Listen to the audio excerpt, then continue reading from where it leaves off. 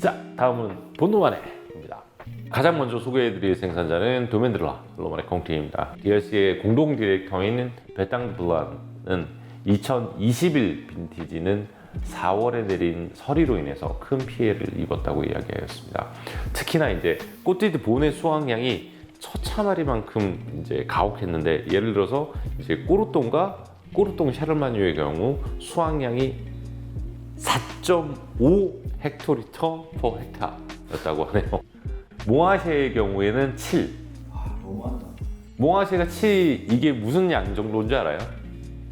2020년에 도메인 비조의 평균이 7이었어요. 뭐 제가 예전에 한번 언급해드렸지만은 2016 빈티지가 서리의 영향이 굉장히 컸다고 했잖아요. 2021 빈티지도 서리의 영향이 굉장히 컸거든요. 그래서 2016 빈티지가 서리의 피해가 굉장히 심해서 생산자들이 몽아쉐를 거의 만들 수가 없었어요. 그래서 생산자들이 모여서 단 2배럴의 몽아쉐를 생산했어요. 2016.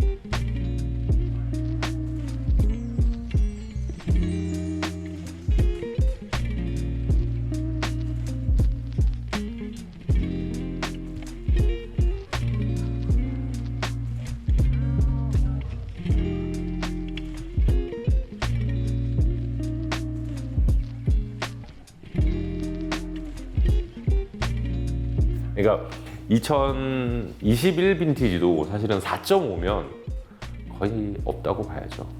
시장에서는 물건이 거의 보이지 않을 것이다. 그래서 보노만의 지역의 경우에는 평균적으로 15헥토리터 정도 했다고 해요.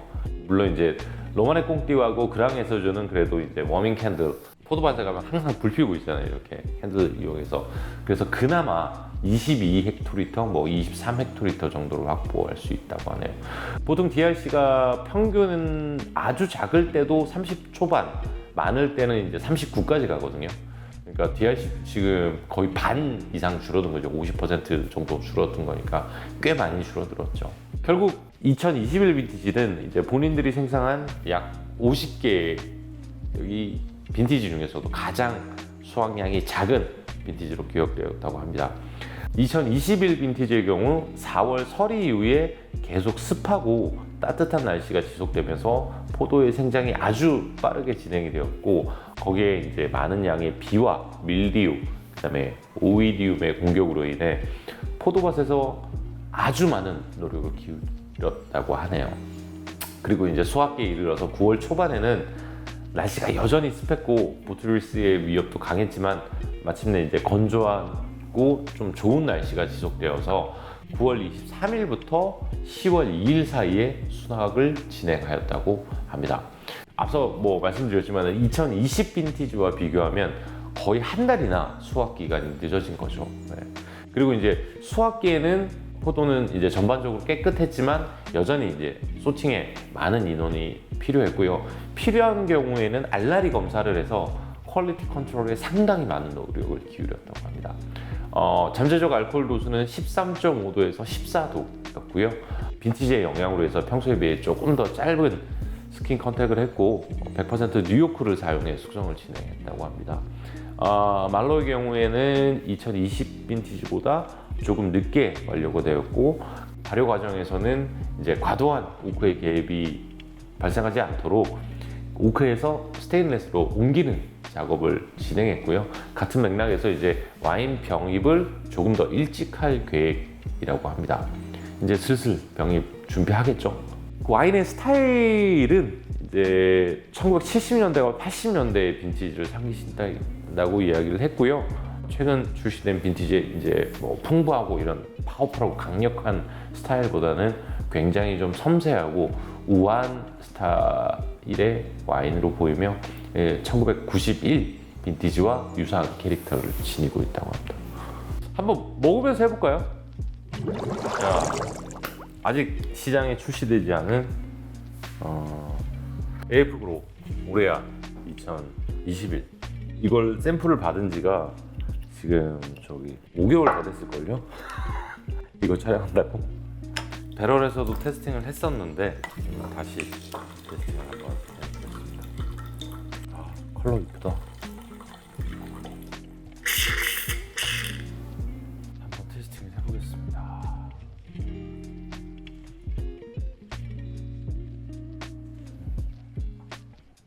작년 10월에 와인으로 해서 테스팅을 하고 이제 제가 이걸 2월에 받았으니까 2월에 병입되기 전에 샘플인데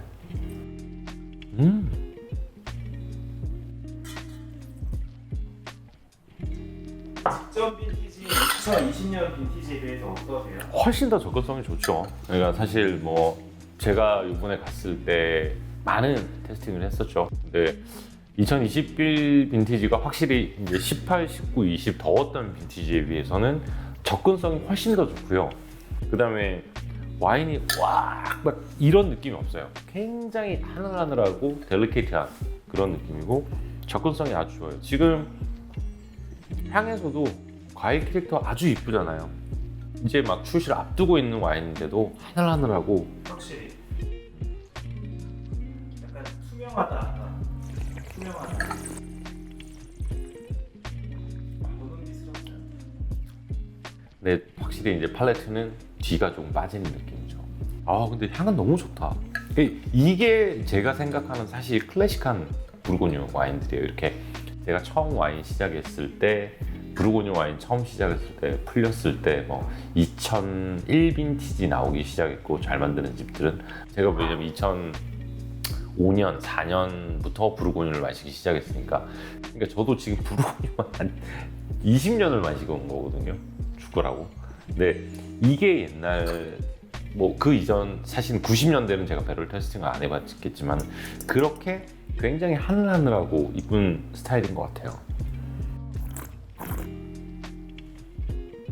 근데 확실히 이 와인의 집중도는 좀 떨어져요. 텐션도 그러니까 팔레트에서 원래 이렇게 지그시 누르고 차 들어가는 느낌이 있어야 되는데 차 주는 느낌이 있어야 되는데 그냥 쑥 이렇게 물론 이제 배럴 샘플이라서 이제 100% 와인이 완성된 부분이 아니지만 전체적인 스타일로 본다면 이 스타일이 맞아요.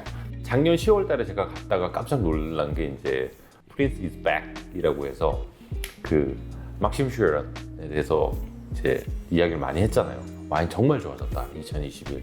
사실은 막심이 조르노엘라가 제가 이제 2013년부터 그 친구를 만나서 그 친구의 진짜 좋은 와인들이 뭐 14년, 15년 이때가 진짜 절정이었거든요. 근데 16부터 너무 진해진 거예요 와인이. 그래서 심지어 17도 진하고 18도 진하고 19 다 진해요 사실은. 와인이 굉장히 헤비하고 컸는데 2021 배럴에서 테스팅하면서 씩 웃었거든요. 본인도 웃더라고. 본인이 아픔이 있었던 걸 좀 넘어서고 조르노엘라 2021은 정말 기대하셔도 좋고요. 어쨌든 2021 배럴 테스팅을 다니면서 레드 와인들은 저는 개인적으로는 정말 좋았어요. 왜냐하면 하늘하고 아주 우아한 와인이 생산되지 않았나 싶어요. 네. 자, 테스팅은 여기까지 하고 다음은 이제 본노만의 명가 장의우 비조 2021 빈티지에 대해서 이야기를 해드리겠습니다. 장의우 비조는 이제 2021 빈티지에 대해서 평범하지도 관대하지도 않은 조금은 특별한 애라고 표현하였습니다. 일리는 헥타르당 17헥토리터에서 18헥토리터로 수확했는데요. 다행히도 2020년에 비해서 생산량이 2.5배가 늘었어. 굉장히 좋은 소리죠. 그리고 이제 레드는 26개, 그 다음에 화이트는 2개의 배럴을 생산했다고 합니다. 비조가 평균 이제 900케이스, 이제 뭐 대략 뭐 한 10,000병 왔다 갔다 하는데 2020 빈티지에 비해서 생산량은 그래도 꽤 늘어난 편이죠. 비조 같은 경우에는 서리 피해 이후에 다른 도면들은 이제 곰팡이로 인해서 굉장히 많은 이제 고통을 받았다고 제가 앞서서도 말씀드렸잖아요. 근데 다행히 비조는 큰 피해가 없었다고 하네요. 포도 재배 기법 때문인데요. 이제 비조는 오팔리사주 굉장히 높게 포도나무를 키우는 거죠. 그렇게 이제 포도나무를 높게 키우니까 이제 공기 순환이 굉장히 잘 되죠. 그래서 이제 곰팡이의 피해가 적었다고 하네요. 근데 이제 이 오팔리사주가 전에도 말씀드렸지만은 포도밭에서 하루 종일 일해야 돼요. 계속 포도를 봐줘야 될 만큼 이제 노가다를 많이 해야 되죠.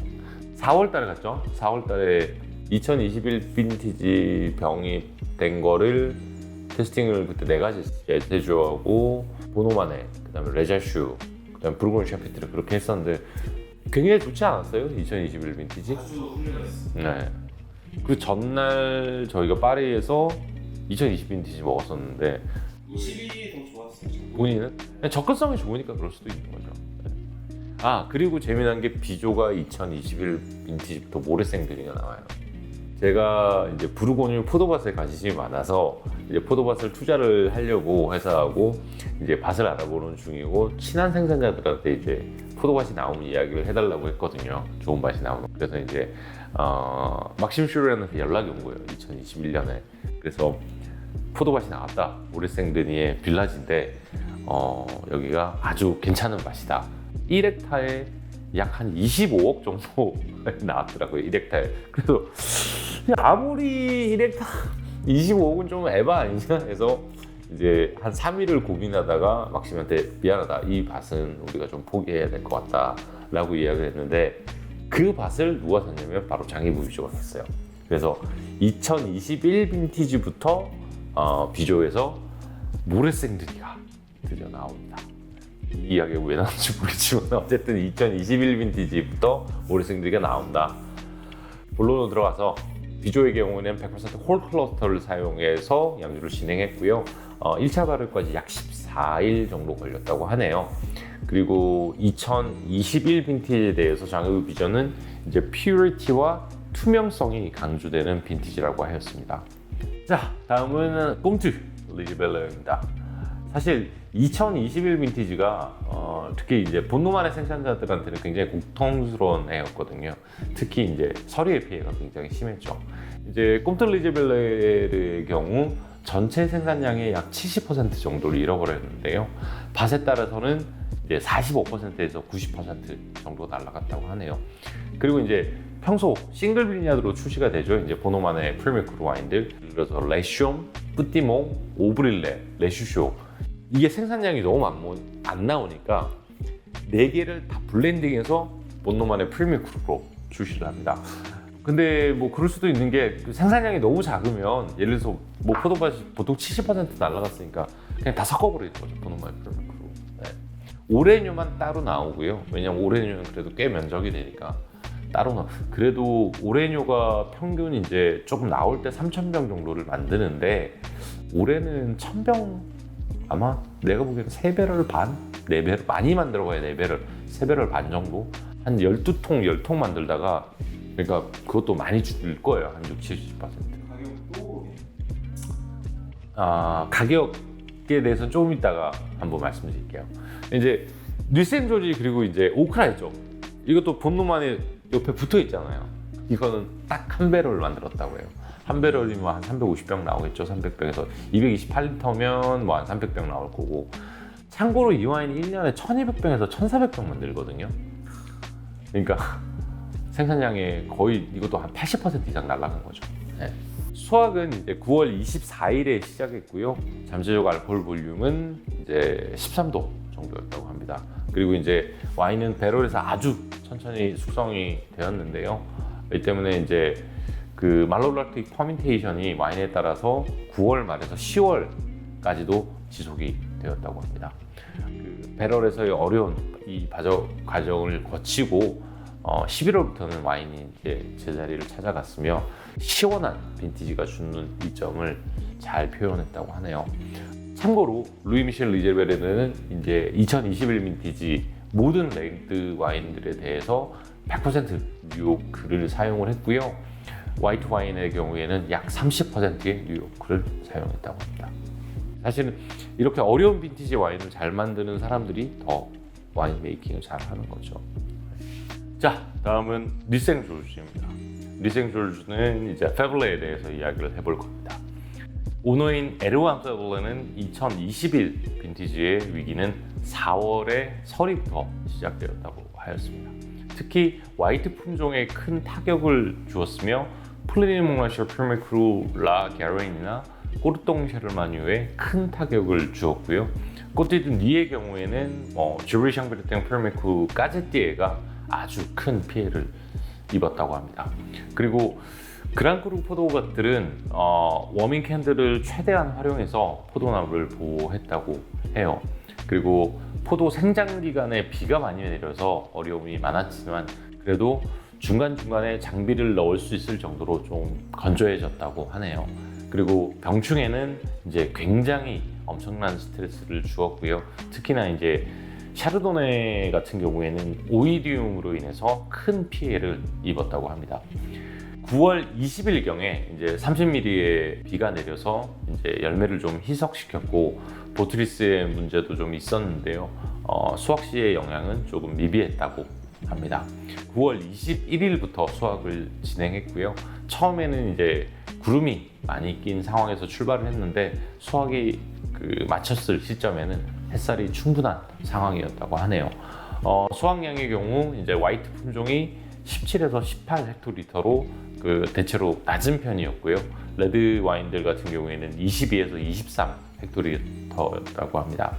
잠재적 알코올 도수는 이제 12도에서 13도로 좋았고요. 추가적인 이제 가당은 진행하지 않았다고 합니다. 그리고 이제 뮤지니를 제외한 모든 와인들은 이제 홀 클러스터를 사용하지 않았지만 맛에서는 특이하게도 줄기의 풍미가 느껴졌고요. 오크를 사용해서 조금 더 강한 바디감을 부여했고 꼬티드 니의 레드 품종은 전반적으로 꼬티드 본에 비해서 더 뛰어난 품질을 지니고 있다고 이야기하였습니다. 에르완은 이제 2021 빈티지가 2011 빈티지나 2012, 2013 혹은 2014 빈티지보다 조금 더 좋은 빈티지가 될 것이라고 이야기를 했고요. 스타일적으로는 2007 빈티지와 흡사하다고 이야기하였습니다. 이게 지금 이 작가님도 들어보시겠지만 다 사람들마다 표현되는 게 달라요. 자, 다음 이제 본래로 넘어가시죠. 가장 먼저 이제 이야기해드릴 생산자는 마르케스 당제르빌입니다. 기욤 당제르빌은 2021 빈티지가 매우 힘들었지만 와인의 품질 면에서는 이 역경을 딛고 이겨낸 빈티지라고 칭하였습니다. 2월과 3월은 평년보다 더 따뜻했고 특히 3월 마지막 주에는 이상하리만큼 따뜻해서 4월 초에 치명적인 서리가 올 것이라고 상상하지 못했다고 하네요. 특히나 이제 서리의 패턴도 이전과는 달랐는데요. 2016 빈티지의 서리는 이제 빌라지급과 이제 해지오나를 강타한 반면에 2021 빈티지는 이제 대부분 이제 좀 상층 지역이죠. 풀메크루를 강타했다고 합니다. 당연히 수확량은 크게 감소하였고요. 많은 곰팡이류들의 질병이 돌아서 무척이나 힘들었다고 합니다. 특히 힘든 부분은 이제 습도였는데 이 때문에 포도밭에서 엄청난 노력이 필요했다고 했고요. 많은 시간을 들여서 포도밭을 가꾸는데 노력했다고 합니다. 수확은 이제 9월 20일에 시작을 했고요. 상대적으로 포도의 퀄리티는 꽤 괜찮았다고 합니다.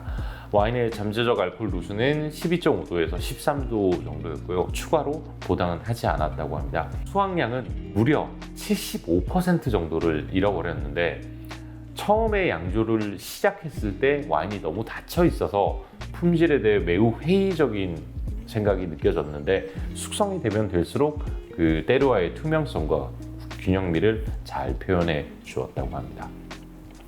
자, 다음은 이제 볼러의 또 하나의 스타죠. 이본 클레제입니다.